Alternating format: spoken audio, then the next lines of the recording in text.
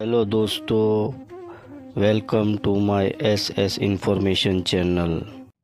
Hello दोस्तों, आप जैसे जानते ही हैं भारत में बहुत सारे इश्यू है जो सॉल्व करने थे और मुझे खुशी है कि भारत सरकार ने पिछले 5 साल में लॉन्ग स्टैंडिंग इश्यू को सॉल्व किया है और अभी 3 कानून बदली करने की चर्चा संसद में चल रही है जो पिछले 75 साल में नहीं हुआ, जैसे कि ट्रिपल तलाक हुआ, राम मंदिर हुआ, आर्टिकल 370-35A हुआ और सिटीजन अमेंडमेंट हुआ। ये सब काम हुए हैं। अभी करंट सेशन जो है पार्लियामेंट में उसमें कई बिल पेश हुए हैं, आईपीसी और कई बिल और चीज़ें रोज़ की बुनियाद पर सॉल्व हो रही है। और आप जानते हैं ओपोजिशन पार्टी की कोशिश रहती है कि कुछ न कुछ खामी निकाल कर अटकाया जाए, इसकी स्पीड को रोका जाए। ऐसे में एक बड़ा इश्यू इनलीगल माइग्रेशन, घुसपैठी, बांग्लादेशी रोहिंग्या मुसलमान इतनी आसानी से इधर आ जाते हैं और आधार कार्ड, राशन कार्ड वगैरह सारे डॉक्यूमेंट बना लेते हैं, यहाँ की नागरिकता ले लेते हैं और इन्हें कोई सपोर्ट करता है। हम जानते हैं कई राज्य की सरकार है जो अपनी वोट बैंक के लिए इन्हें इस्तेमाल करती है और सारी सुविधा देती है। तो दोस्तों, घुसपैठियों का मसला बहुत बड़ा है, सीरियस है। मैं आपको ज़्यादा समझाऊं इससे अच्छा सुप्रीम कोर्ट के एडवोकेट अश्विनी उपाध्याय जी ने इस पे बड़ी रिसर्च की है। देखिए और ध्यान से सुनिए और शेयर करें अपने सभी दोस्तों में, सरकार तक आवाज़ जाए। आज के अखबार में खबर आई है कि रोहिंग्या और बांग्लादेशी घुसपैठिए पहले बंगाल आते हैं, बंगाल में वहाँ आधार बनवाते हैं, उसके बाद वो गाज़ियाबाद आ गए और गाज़ियाबाद में आके उन्होंने आधार में अपना एड्रेस चेंज करा लिया और गाज़ियाबाद में कबाड़ का काम कर रहे हैं। मैं बार बार कह रहा हूँ, रोहिंग्या घुसपैठ और बांग्लादेशी घुसपैठ प्लान्ड वे में हो रही है। भारत की डेमोग्राफी बदलने के लिए हो रही है। डेमोग्राफी बदल चुकी है। 200 जिलों की डेमोग्राफी बदल चुकी है, 300 तहसीलों की डेमोग्राफी बदल चुकी है, 9 राज्यों की डेमोग्राफी बदल चुकी है।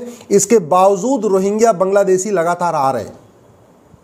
वो बंगाल के बॉर्डर पे और असम के बॉर्डर पे 2000 रुपए देके भारत में अंदर आते हैं। जो लोग बॉर्डर पे ड्यूटी कर रहे हैं वो 2000 रुपए लेते हैं, उनको अंदर करवा देते हैं। अंदर आते हैं, कॉमन सर्विस सेंटर पे जाते हैं, 2000 रुपए देते हैं, आधार बनवा लेते हैं। जब आधार उनका बन जाता है दोबारा किसी दलाल को पकड़ते हैं, 2000 रुपए देते हैं, वो गरीबी रेखा से नीचे वाला यानी बीपीएल कार्ड बनवा लेते हैं। जब 2 डॉक्यूमेंट हो जाता है किसी दलाल को पकड़ते हैं, नगर निगम में जाते हैं, 2000 रुपए में बर्थ सर्टिफिकेट बनवा लेते हैं। जब 3 डॉक्यूमेंट हो जाता है फिर दलाल को पकड़ते हैं, आरटीओ ऑफिस जाते हैं, 3000 रुपए में वो ड्राइविंग लाइसेंस बनवा लेते हैं।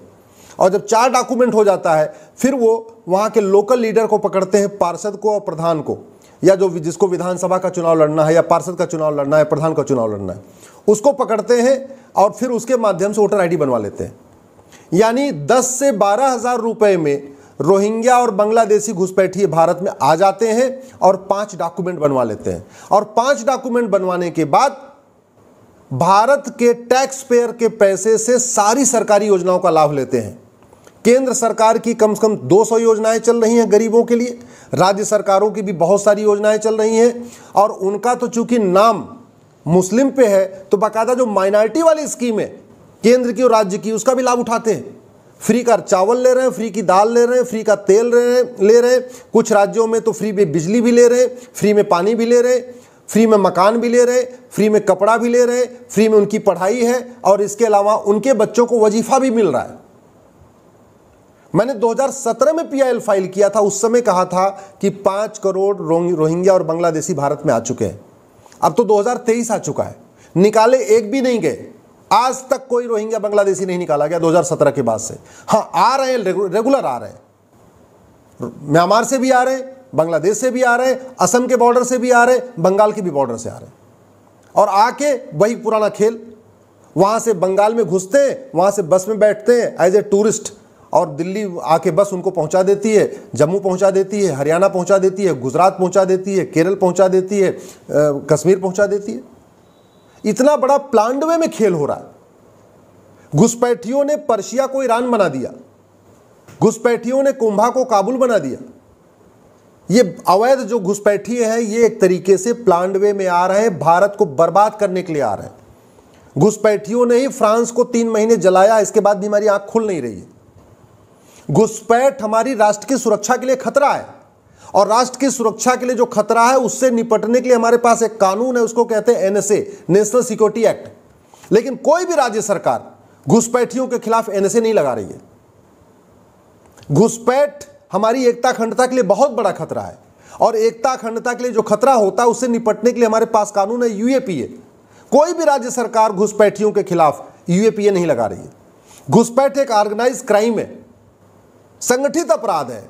उसमें कई लोग शामिल होते हैं, कोई उसको आधार बनाता है, कोई राशन कार्ड बनाता है, कोई पैसा देता है, कोई बस मुहैया उपलब्ध कराता है, कोई उसको राशन उपलब्ध कराता है, कोई उसको जाके झुग्गी बनवाता है। ऑर्गेनाइज क्राइम है पूरा, बाहर से फंडिंग होती है।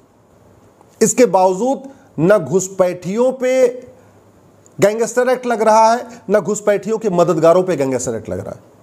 घुसपैठ एक तरीके से इनडायरेक्ट वॉर है, अप्रत्यक्ष युद्ध है। इनडायरेक्ट वॉर से निपटने के लिए हमारे इंडियन पिनल कोड में एक सेक्शन 121 है, उसको कहते हैं वेज वॉर, जिसमें आजीवन कारावास की सजा का प्रावधान है। लेकिन कोई भी राज्य सरकार घुसपैठियों और उनके मददगारों के खिलाफ सेक्शन 121 इंडियन पिनल कोड का उपयोग नहीं कर रही है। घुसपैठ अपने आप में देशद्रोह है, और खासतौर पे उन लोगों का भारत में घुसपैठ जो न भारत को मानते हैं, न भारत की संस्कृति को मानते हैं, न भारत की परंपरा को मानते हैं, न वसुधैव कुटुंबकम को मानते हैं, न नारी तू नारायणी को मानते हैं, जो महिलाओं को केवल बच्चा पैदा करने की मशीन मानते हैं, जो सभी इंसान को एक समान नहीं मानते। ऐसे लोगों को घुसपैठ कराना और ऐसे लोगों का घुसपैठ करना ये देशद्रोह है। लेकिन न घुसपैठियों पे देशद्रोह की धारा लग रही है, न घुसपैठियों के मददगारों पे देशद्रोह की धारा लग रही है। ऐसे घुसपैठ नहीं रुकेगी। हमने केरल को जलते हुए देखा है, बंगाल को जलते हुए देखा है, कश्मीर को जलते हुए देखा है, अभी दिल्ली में दंगा हुआ था उसको देखा है, अभी मणिपुर जल रहा है घुसपैठियों के कारण देखा है, फ्रांस जला है 3 महीने हमने देखा है।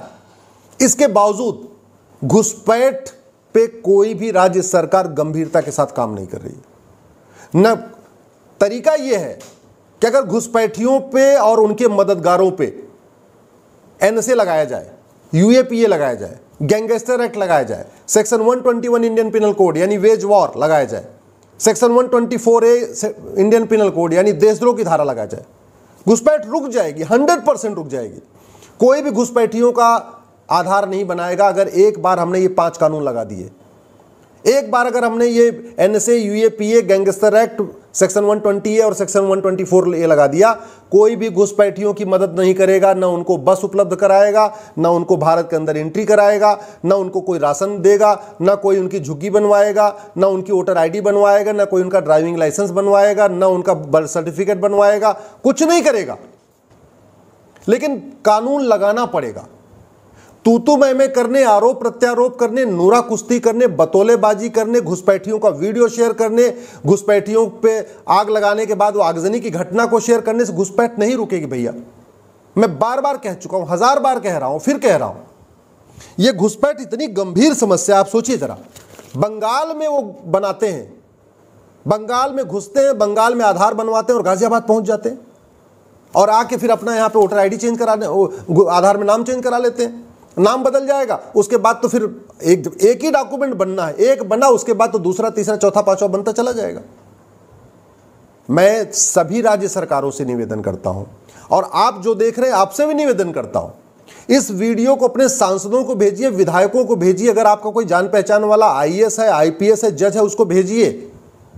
जब भारत ही नहीं बचेगा, भारत की डेमोग्राफी ही बदल जाएगी, भारत का कल्चर बदल जाएगा, भारत की संस्कृति बदल जाएगी, भारत की त्योहार बदल जाएंगे, भारत के व्यवहार बदल जाएगा, भारत की वेशभूषा बदल जाएगी, तो क्या करेंगे इन पॉलिटिकल पार्टियों को लेके? और जब आग लगेगी ना, तो कोई नेता बचाने नहीं आएगा, याद रखिए। 3 महीने फ्रांस जला है, किसी नेता का घर नहीं जला है, आम जनता का घर जला है। कश्मीर जला था, किसी नेता का घर नहीं जला था, आम जनता का घर जला था। बंगाल जला है, किसी नेता का घर नहीं जला है, आम जनता का घर जला है। केरल में हिंसा हुई, किसी नेता का घर नहीं जला, आम जनता का घर जला। मणिपुर जल रहा है, किसी नेता का घर नहीं जला, आम जनता का घर जला है। दिल्ली जल दंगा हुआ, कोई नेता नहीं मारा गया, आम जनता मारी गई, आम जनता का घर जला। ये जो घुसपैठिए जब आगजनी शुरू करेंगे ना, तो याद रखिए कोई पॉलिटिकल पार्टी या कोई नेता आपको बचाने नहीं आएगा।